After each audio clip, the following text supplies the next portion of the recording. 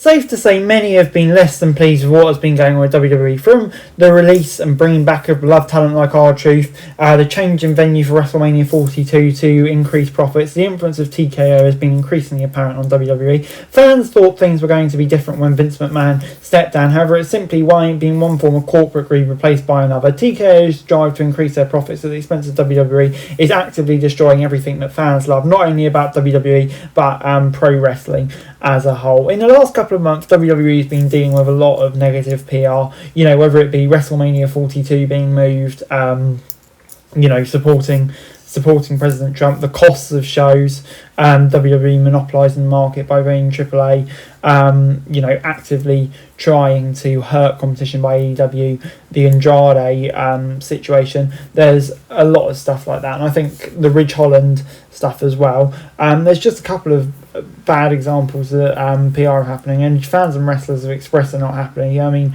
we've seen Carl Anderson, for example, really having a go at them. WWE has come under fire at various points for treatments of employees as well. There is a very good reason as well. After all, this is the same company that labels performers as independent contractors in order to avoid paying for a variety of basic benefits someone would get for a job.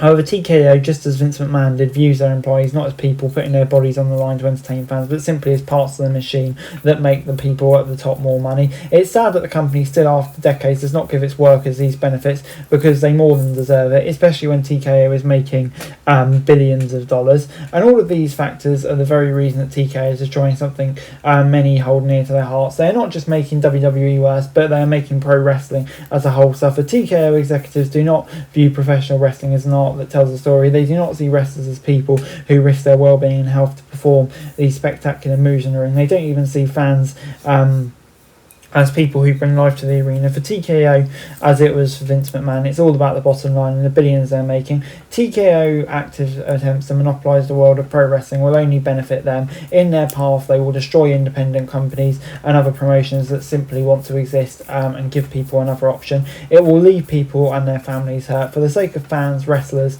and the people backstage who make everything possible, the sport that we love deserves far better. After all, without these people, there is no professional wrestling, and I think it's about time TKO realise that. Hey guys, that's it for this video. Thanks very much for watching. Remember to like, share, subscribe, follow us on our socials, link in the description below for daily wrestling news, meme and content. Subscribe to our other channels on screen right now, that'd be greatly appreciated. Thanks very much for watching. Peace out.